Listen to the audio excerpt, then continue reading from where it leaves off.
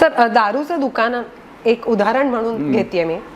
त्याचा वास्तू दोष असू दे, त्याची दिशा चुकीची असू दे, ते तुफान चालतं. मग फक्त चांगल्या कामांची सुरुवात करतानाच विचार करायला हो, साधी गोष्ट आहे ना.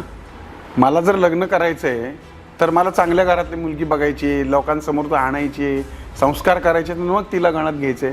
पण मला कुठं जर शेण खायला जायचं असेल तर त्याला काय कोणाची परवानगीची गरज नाही. तुम्ही करू शकता कुठेही काही.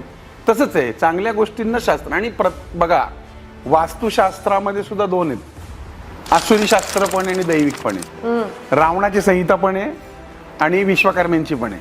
हे आसुरी वास्तुशास्त्रात जातं. आसुरी वास्तुशास्त्राला जेवढं निगेटिव्ह तेवढं अट्रॅक्टिव्ह. अच्छा. त्यामुळे त्याला शास्त्र बघायची गरज नाही, त्याचा पायाच निगेटिव्हिटीवर. म्हणजे मी जर तमाशा ठेवला, बाया नाचणाऱ्या आल्या तर तिथं 10 लाख लोक जमा, हजारो लोक जमा होती.